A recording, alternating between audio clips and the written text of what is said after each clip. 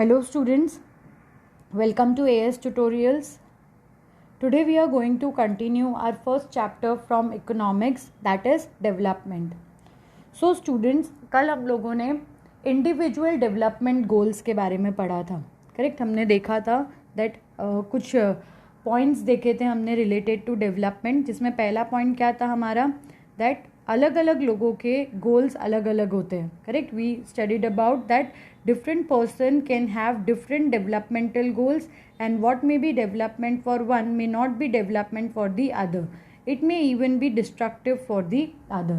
कल हमने क्या देखा था, दैट अलग अलग लोगों के जो डेवलपमेंटल गोल्स है वो अलग अलग होते हैं, करेक्ट। इससे हमें डेवलपमेंट का एक पॉइंट पता चला that different people have different developmental goals.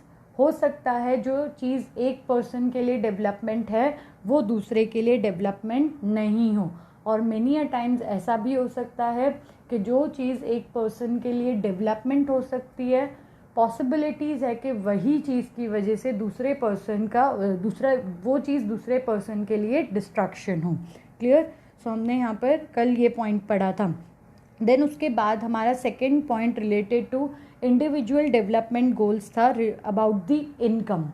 कल हमने देखा दैट लोगों के लिए, मतलब जब भी हम डेवलपमेंट की बात करते हैं, कोई भी पर्सन, कोई भी इंडिविजुअल या कोई भी कंट्री जब डेवलपमेंट की बात करेगी तो वो लोग हमेशा डेवलपमेंट को किसके साथ एसोसिएट करते हैं, with the increase in income. किसके साथ एसोसिएट करते हैं हम इसे, विथ इंक्रीज इन इनकम, है ना। अगर हम कहते हैं कि हमें रेगुलर जॉब चाहिए, तो रेगुलर जॉब क्यों चाहिए हमें, सो दैट हमारे पास इनकम आती रहे।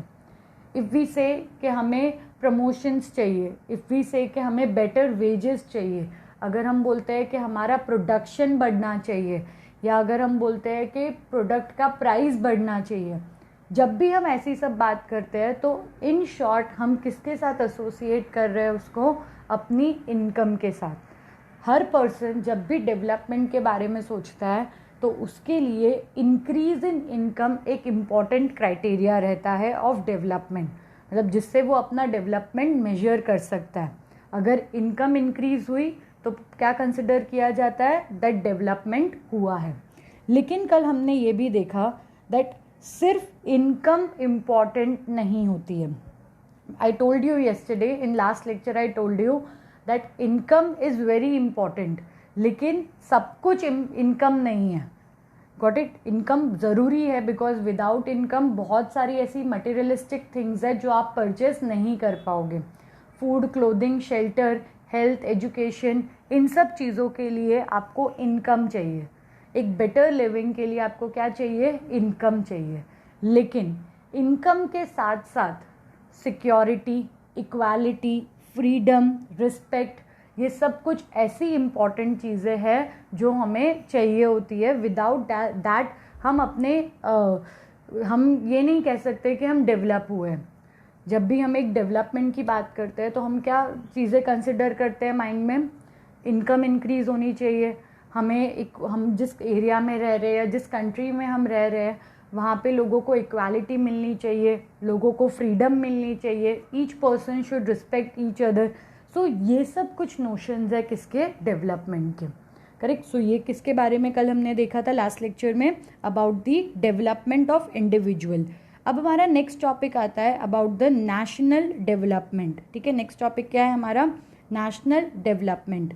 नाउ जैसे हमने इंडिविजुअल डेवलपमेंट के लिए देखा, इंडिविजुअल डेवलपमेंट में हमने क्या देखा कि हर पर्सन के डेवलपमेंट को लेकर डिफरेंट व्यूज़ होते हैं। जो चीज़ एक पर्सन के लिए डेवलपमेंट है वो दूसरे के लिए नहीं है।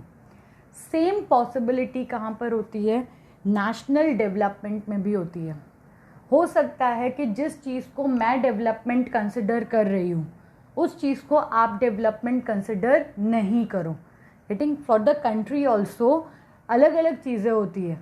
गेटिंग, अगर सपोज एक पर्सन को ऐसा लगता है कि नीट एंड क्लीन एनवायरनमेंट हुआ तो कंट्री डेवलप है, तो हो सकता है कि दूसरे पर्सन को लगे कि कंट्री में से पॉवर्टी हटी, गरीबी हटी तो डेवलपमेंट है। दोनों अपने अपने पॉइंट्स पर राइट है और दोनों का आइडिया ऑफ डेवलपमेंट अलग है, समझे। सो जैसे इंडिविजुअल डेवलपमेंट गोल्स अलग अलग होते हैं, पॉसिबिलिटीज़ है कि लोगों के नेशनल डेवलपमेंट गोल्स भी अलग अलग हों. लेट्स सी क्या दिया है यहाँ पे. If, as we have seen above, individual seeks different goals, then their notion of national development is also likely to be different. Discuss among yourself on what India should do for development. क्या बोला है यहाँ पे, जो point अभी मैंने explain किया exactly वही बताया है, दैट जैसे इंडिविजुअल के डिफरेंट गोल्स होते हैं डेवलपमेंट को लेकर, इन द सिमिलर मैनर उनके कंट्री के डेवलपमेंट को भी लेकर अलग अलग गोल्स हो सकते हैं. गेटिंग, वो हिस्ट्री वाले चैप्टर में हमने देखो पढ़ा था कि हर एक पर्सन के लिए फ्रीडम का मीनिंग अलग अलग था, है ना. पीजेंट्स के लिए कुछ और था, इंडस्ट्रियलिस्ट के लिए कुछ और था, फार्मर वुमेन्स के लिए कुछ और था. So in the similar manner development का जो मीनिंग है वो भी लोगों के लिए अलग अलग हो सकता है. Most likely you would find that different students in the class have given different answer to the above question. In fact, you might yourself think of many different answer and not be too sure of any of this.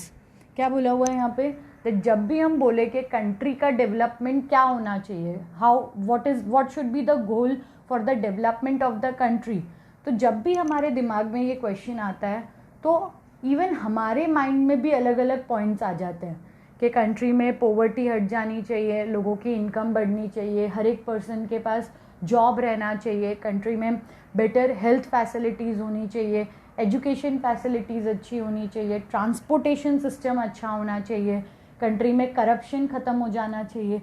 सोचो कितने सारे points आ गए. तो in short यहाँ पे आपको क्या बताया हुआ है दैट कंट्री के डेवलपमेंट को लेकर भी अलग अलग पर्सन्स के अलग अलग पॉइंट्स हो सकते हैं.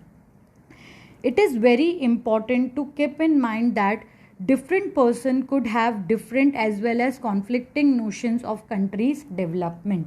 क्या बताया हुआ है यहाँ पे, दैट हमने जो फर्स्ट पॉइंट इंडिविजुअल डेवलपमेंट के रिलेटेड पढ़ा था, different person have different goals, और हो सकता है कि एक पर्सन का डेवलपमेंट दूसरे पर्सन का डिस्ट्रक्शन हो. सो सेम चीज़ जाती है किसके साथ, कंट्री के डेवलपमेंट के साथ में भी, कि हर एक पर्सन कंट्री के डेवलपमेंट को लेकर अलग अलग पॉइंट सोचता है. एंड मेनी अ टाइम्स ऐसा भी हो सकता है कि जो चीज़ किसी एक पर्सन ने सोची है कि वो कंट्री के लिए डेवलपमेंट होगी, हो सकता है कि उस पॉइंट की वजह से दूसरे पर्सन को प्रॉब्लम हो सकती है, दूसरे कम्युनिटी को प्रॉब्लम हो सकती है.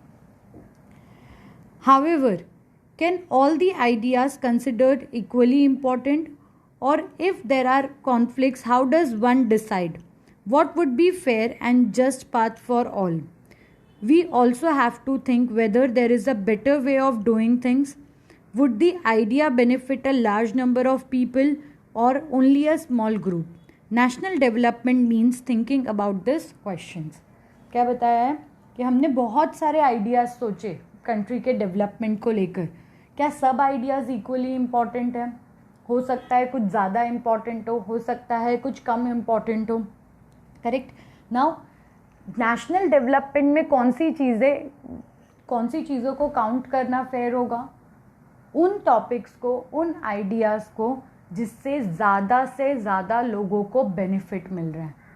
गेटिंग, क्या बोला हुआ है यहाँ पे कि जब भी हम नेशनल डेवलपमेंट के आइडियाज़ के बारे में सोचते हैं या उसके पॉइंट्स को डिस्कस करते हैं तो हमें क्या देखना है, सबसे इम्पॉर्टेंट क्वेश्चन हमें क्या पूछना है, दैट क्या इस आइडिया से ज़्यादा लोगों का बेनिफिट होगा? इफ़ ज़्यादा लोगों का बेनिफिट होगा तो वी कैन से दैट ये कंट्री के डेवलपमेंट के रिलेटेड है. हम आगे इसको और डिस्कस करेंगे कि हमें क्या क्या चीज़ें कंसिडर करनी चाहिए. ये सिर्फ एक एक्टिविटी है. I will send you the screenshot, आप इसको रीड करना. Okay. How to compare different countries और स्टेट. अभी हमने यहाँ पे नेशनल डेवलपमेंट के बारे में पढ़ा. करेक्ट. हमने देखा दैट कंट्री का डेवलपमेंट क्या होना चाहिए, क्या नहीं होना चाहिए, वो हमने थोड़ा देखा. अब यहाँ हमें क्या बोला है कि हम कैसे डिफरेंट कंट्रीज़ को कंपेयर कर सकते हैं. जैसे अगर हम कंपेयर करते हैं तो ही हमें पता चलेगा कि हमारी कंट्री कौन से पोजीशन पर आती है, हमें कितना और ग्रो करना है, हमें किस कंट्री से आगे जाना है वो हमें किस बेसिस पर पता चलता है, कंपैरिजन के बेसिस पर। नाउ कंपैरिजन के लिए बहुत सारे पॉइंट्स होते हैं, पर जैसा हमने देखा कि हम सब पॉइंट्स को कंसिडर नहीं कर सकते, तो इस टॉपिक में हम पढ़ेंगे दैट कौन से आइडियाज़ को हमें कंसिडर करना चाहिए। ठीक है, you might ask if development can mean different things, how come some countries are generally called developed and others underdeveloped? Before we come to this question, let us consider another question. When we compare different things, they could have similarities as well as differences. Which aspect do we use to compare them?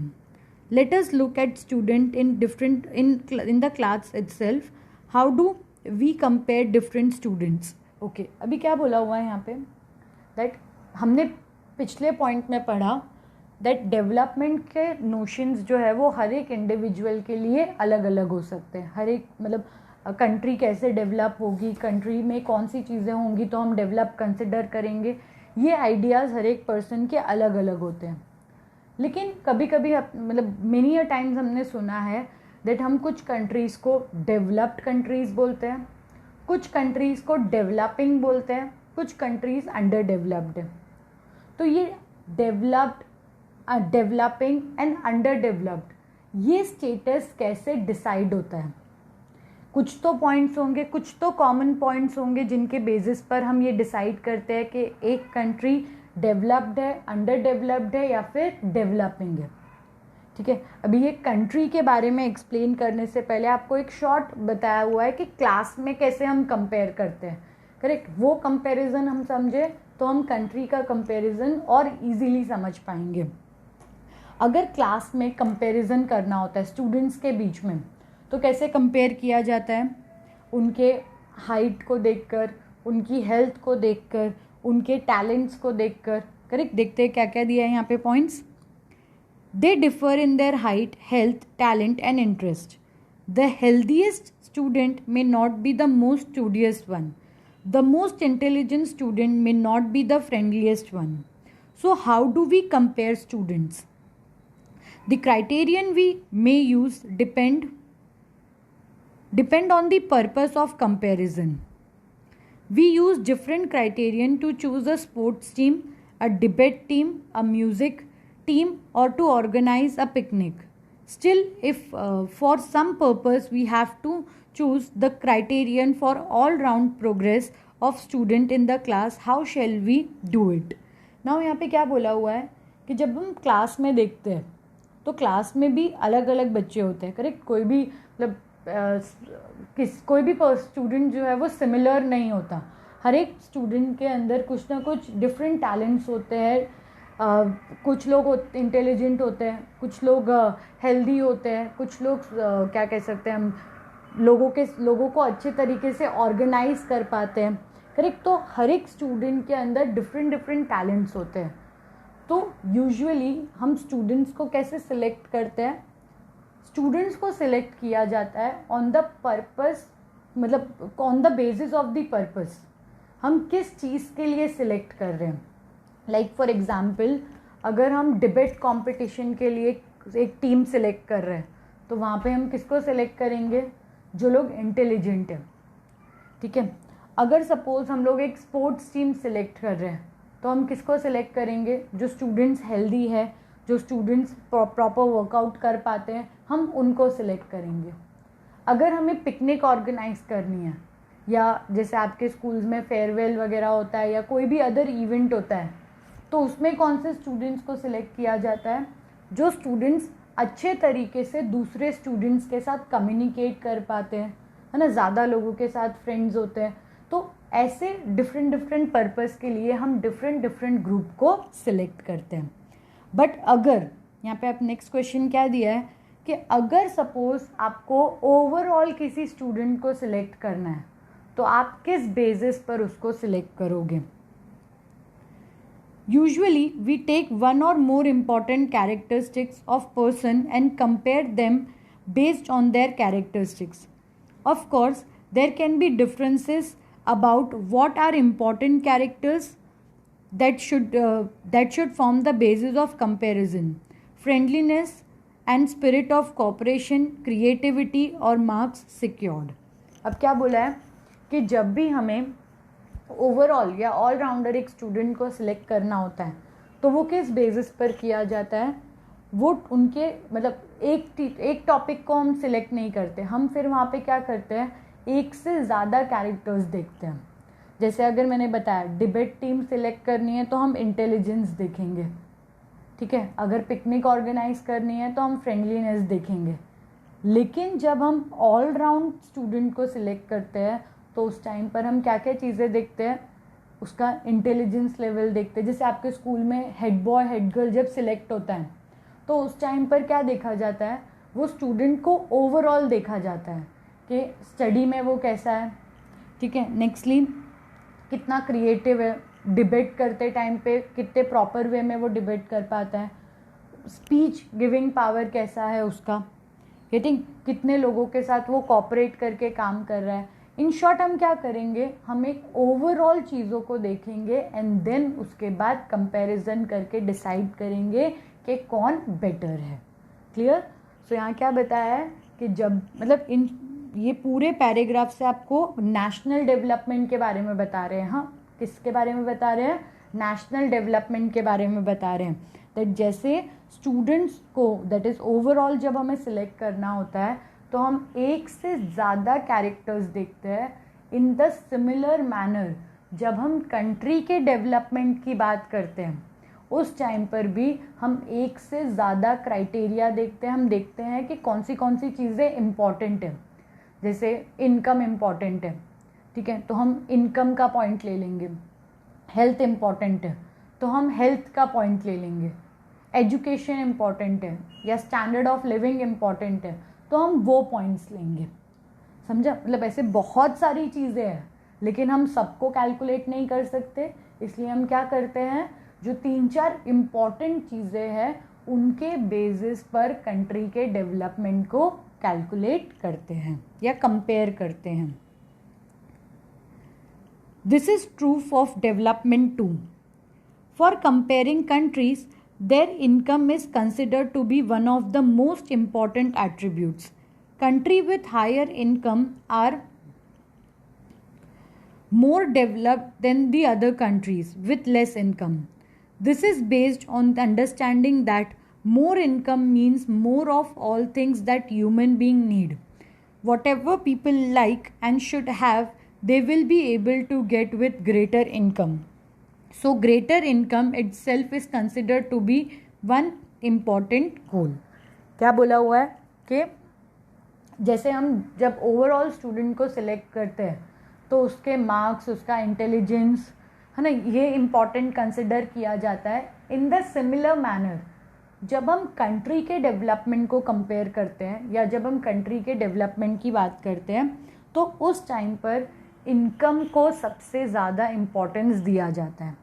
किसको सबसे ज़्यादा importance दिया जाता है, income को सबसे ज़्यादा importance दिया जाता है. क्यों इनकम इम्पॉर्टेंट कंसिडर की जाती है, because it is considered that कि जो भी पर्सन को परचेस करना है या जो भी चीज़ें उसे चाहिए वो चीज़ें वो कैसे ले सकता है, bye income.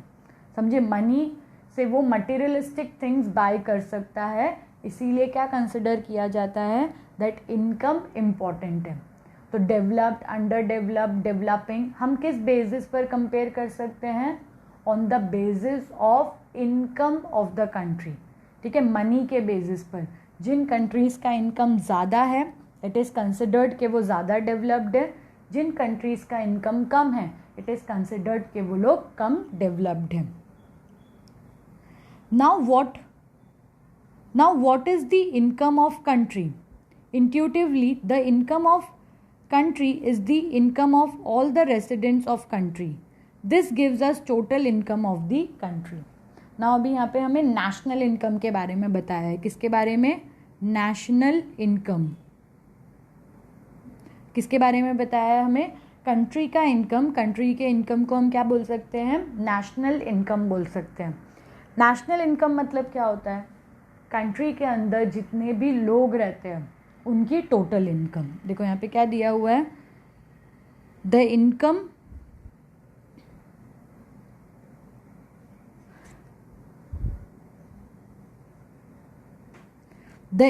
Of the country is the income of all the residents of the country. जितने भी लोग कंट्री में रहते हैं उनकी इनकम का जो टोटल होता है उसे हम क्या कहेंगे, नेशनल इनकम या फिर कंट्री का total income. However the comparison between countries total income is not such an useful measure. Since countries have different population, comparing total income will not tell us what an average person is likely to earn. Are people in one country better off than other in different countries?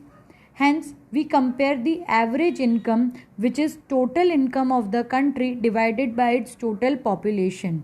The average income is also called as per capita income. Now यहाँ पे हमें क्या, ऊपर हमने देखा that country की total income जो होती है हम उसे इम्पॉर्टेंट कंसिडर करते हैं, उसी के बेसिस पर हम लोग कंट्री के डेवलपमेंट को कंपेयर करते हैं। लेकिन टोटल इनकम एक यूजफुल मेजर नहीं है। टोटल इनकम मतलब कंट्री के अंदर जितने भी लोग हैं उन सबकी इनकम को ऐड कर दिया तो हमें क्या मिलेगा, total income. Now total income एक यूजफुल मेजर नहीं है। क्यों नहीं है? क्योंकि पॉपुलेशन अलग अलग है। गेटिंग, कुछ कंट्रीज़ है जिनका पॉपुलेशन बहुत कम है, कुछ कंट्रीज़ है जिनका पॉपुलेशन एक्सट्रीमली मतलब बहुत ज़्यादा है। जैसे फॉर एग्जांपल इंडिया है ना, हमारे जो छोटे छोटे स्टेट्स है इवन उतना मतलब छोटे स्टेट्स में जितना पॉपुलेशन है उतना पॉपुलेशन तो कुछ कंट्रीज़ का है। सो ऑब्वियसली उन कंट्रीज़ की इनकम हमें कम दिखेगी क्योंकि वहाँ लोग कम हैं। हमारी कंट्री में लोग ज़्यादा है तो जब हम सबकी इनकम ऐड करेंगे तो हमें नेशनल इनकम बहुत ज़्यादा दिखेगी, लेकिन नेशनल इनकम ट्रू मेजर नहीं है। ट्रू मेजर क्या है? पर कैपिटा इनकम। पर capita income is average income. एक पर्सन कितना अर्न कर रहा है। अब ऐसा करेंगे तो हमें ट्रू मेजर मिलेगा। जैसे फॉर एग्जांपल हम क्या कर सकते हैं, एवरेज इनकम फाइंड करने के लिए कंट्री की टोटल इनकम को कंट्री के टोटल पॉपुलेशन से डिवाइड कर दो तो आपको क्या मिलेगा, एवरेज इनकम मिलेगा। वो एवरेज इनकम एक ट्रू इंडिकेटर होगा।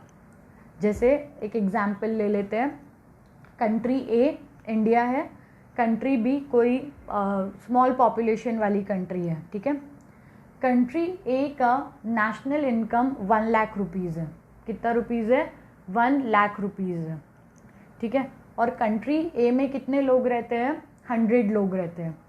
मतलब इंडिया का इनकम कितना है? 1 लाख रुपीज़। कितना है इंडिया का इनकम? टोटल इनकम, हाँ, 1 लाख रुपीज़। और इंडिया में कितने लोग रहते हैं? 100 लोग रहते हैं, ओके। कंट्री बी का इनकम है 50,000, पर कंट्री बी में सिर्फ 5 लोग रहते हैं। कितने लोग रहते हैं? 5 लोग। तो अगर आप टोटल इनकम पे मेजर करोगे तो इंडिया डेवलप्ड दिखेगा, है ना। इंडिया का इनकम 1 लाख है और दूसरी कंट्री का खाली 50,000 है। तो जब हम ऐसे टोटल इनकम पर देखेंगे तो हमें अपनी कंट्री की इनकम ज़्यादा दिख रही है। लेकिन हमारी जो 1 लाख इनकम है वो कितने लोगों में डिवाइड हो रही है? 100 लोगों में। और कंट्री बी की जो 50,000 इनकम है वो कितने लोगों में डिवाइड हो रही है? सिर्फ 5 लोगों में। हमारी कंट्री में एक पर्सन के पास 1000 रुपये आ रहे हैं और दूसरी कंट्री में एक पर्सन के पास 10,000 रुपये आ रहे हैं। तो अब बताओ कौन सी कंट्री ज़्यादा डेवलप हुई? कंट्री बी ज़्यादा डेवलप हुई। तो इसीलिए बोला है ऊपर कि टोटल इनकम एक ट्रू मेजर नहीं है। टोटल इनकम ट्रू मेजर कब हो सकता था? जब वर्ल्ड की हर कंट्री का पॉपुलेशन सेम होता, तो हम बोल सकते थे कि ठीक है सब पॉपुलेशन सेम है, सो वी कैन से कि टोटल इनकम एक सही मेजर है। लेकिन वर्ल्ड की हर कंट्री का पॉपुलेशन सेम नहीं है। पॉपुलेशन अलग है, इसीलिए हम टोटल इनकम को इम्पॉर्टेंट मेजर कंसिडर नहीं कर सकते हैं। हमें क्या देखना है, पर कैपिटा इनकम। पर कैपिटा इनकम कैसे निकलता है, total income divide by total population of the country. और पर कैपिटा इनकम एक ट्रू इंडिकेटर है जिससे हमें पता चलेगा कि कंट्री डेवलप्ड है या फिर नहीं। अब यहाँ पे हमें कुछ डेटा दिया हुआ है जो डिसाइड करता है, क्राइटेरिया दिया है जो डिसाइड करता है कि कौन सी कंट्री डेवलप्ड है। हमने ऊपर एक क्वेश्चन किया था ना कि किस बेसिस पर हम डिसाइड करते हैं कि कंट्री डेवलप्ड है, डेवलपिंग है या अंडर डेवलप्ड है। तो यहाँ पर हमें वो क्राइटेरिया दिया हुआ है। In world development report brought out by World Bank, this criterion is used in classifying countries. Countries with per capita income of $12,236 per annum and above in 2016 are called rich countries. क्या बताया हुआ है यहाँ पे, that Jin countries का एक साल में इनकम 12,236 दैट इज $12,236 से ज़्यादा होगा, उन कंट्रीज़ को किस में कंसिडर किया जाएगा, डेवलप्ड कंट्रीज़ में। किन कंट्रीज़ में कंसिडर किया जाएगा, डेवलप्ड कंट्रीज़ में, रिच कंट्रीज़ में। And those with per capita income of $1,005 और less are called as low income countries. क्या बोला है, रिच कंट्रीज के लिए इनकम कितना है 12,236, किसके लिए, रिच कंट्रीज के लिए। पुअर कंट्रीज मतलब लो इनकम कंट्रीज $1,005 से कम होगा। तो इसके बीच में जो भी होगा वो कौन सी होगी, मिडल इनकम कंट्रीज होगी। ठीक है, कौन सी कंट्रीज होगी, मिडल इनकम कंट्रीज होगी। India comes in the category of low middle income countries because its per capita income in 2016 was just $1,840 per annum। क्या दिया हुआ है यहाँ पे, that इंडिया जो है वो कौन से ग्रुप में आता है, लो मिडिल इनकम ग्रुप में आता है। कौन से ग्रुप में आता है, लो मिडिल इनकम। हम लोग लो इनकम में नहीं आते क्योंकि लो इनकम कितना होता है 1,005, ऊपर दिया है ना हमें, लो इनकम कितना है 1,005 या उससे कम। रिच कितना है $12,236 या उससे ज़्यादा। इंडिया का इनकम कितना है $1,840 पर एनम। तो इंडिया किस में आता है, लो मिडिल इनकम कंट्रीज़ में आता है। The rich countries, excluding countries of Middle East and certain other small countries, are generally called developed countries। क्या बताया हुआ है यहाँ पे, that जो भी rich countries हैं उन countries को generally क्या consider किया जाता है, that क्योंकि they have income उनका standard of living अच्छा होगा and इसीलिए वो countries कौन सी countries होगी, developed countries। तो यहाँ पे हमारा एक पॉइंट ख़त्म हुआ दैट हम कैसे स्टेट्स को कंपेयर कर सकते हैं, कंट्रीज़ को कंपेयर कर सकते हैं। सी यहाँ पे वही एग्जांपल दिया हुआ है जो हमने एवरेज इनकम को लेकर काउंट किया था। ठीक है, यहाँ पर रिच और पुअर कंट्रीज़ के बारे में हमें बताया है ना। हमने पीछे एक एवरेज इनकम के बारे में टॉपिक पढ़ा है ना, पर कैपिटा इनकम, एवरेज इनकम, उसके बारे में एक टॉपिक पढ़ा था। यहाँ पे हमें बताया है कि इवन जो एवरेज इनकम होती है ना, इसका मतलब ये नहीं होता है कि हर पर्सन को कंट्री में उतनी ही इनकम मिलती है। जैसे सपोज़ हमारी एवरेज इनकम 2016 में कितनी थी, $1,840 कितनी थी, $1,840 थी। इसका मतलब ये नहीं होगा कि हर पर्सन को इतने पैसे मिल रहे हैं। कुछ लोग होंगे जिनको इससे ज़्यादा भी पैसे मिल रहे हैं, कुछ होंगे जिनको इससे बहुत कम पैसे भी मिल रहे हैं। जैसे आप लोग जब परसेंटेज कैलकुलेट करते हो, सपोज़ आपके 70% आए तो इसका मतलब ये थोड़ी है कि हर सब्जेक्ट में 70 मार्क्स आए हैं। कुछ सब्जेक्ट ऐसे भी होंगे जिसमें 90 अबो आया है, कुछ सब्जेक्ट ऐसे भी होंगे जिसमें 60 से भी कम आया है, बट जब हमने एवरेज कैलकुलेट किया तो हमको क्या मिला, 70। इन द सिमिलर मैनर हमारी कंट्री में बहुत सारे रिच लोग हैं, करेक्ट, अंबानीज है, टाटाज, बिरलाज, ये सब बहुत रिच लोग हैं। इनकी इनकम ऑब्वियसली 1840 यूएस डॉलर से तो बहुत ज़्यादा होगी, और कुछ ऐसे लोग भी हैं जो 2 टाइम का फूड भी अफोर्ड नहीं कर पाते। तो जब हमने एवरेज निकाला तो हमें कितना मिला, 1840, लेकिन जब हम एक्चुअल में देखेंगे तो हो सकता है कि बहुत सारे लोगों की इनकम इससे ज़्यादा भी होगी और इससे कम भी होगी। तो हमें ये जो नेक्स्ट टॉपिक दिया हुआ है वो इसी के बारे में दिया हुआ है कि आप यहाँ पे कंट्री ए और कंट्री बी में देख सकते हो। कंट्री ए में इनकम कितनी है, फर्स्ट पर्सन की इनकम है 9,500, 10,500, 9,800, 10,000, 10,200। जब आप एवरेज निकालोगे तो अराउंड ऑलमोस्ट हर पर्सन की इनकम कितनी निकलेगी, 10,000 निकलेगी। कितनी निकलेगी, 10,000 निकलेगी, और इनका total income is 50,000। Country B में आप देखो, कंट्री बी में भी टोटल इनकम कितना है, 50,000 है, लोग कितने हैं, 5 है। एवरेज निकालेंगे तो एवरेज भी इनका 10 ही निकलेगा, पर आप डिस्ट्रीब्यूशन देखो, 500, 500, 500, 500, 48,000। ये हमारी कंट्री के बारे में शो करता है। हमारी कंट्री में इनकम ऐसे ही डिस्ट्रीब्यूटेड है ना, जिसके पास मनी है उसके पास बहुत सारा है, जिसके पास नहीं है उसके पास बहुत, मतलब 2 टाइम का फूड अफोर्ड करने के लिए भी पैसा नहीं है।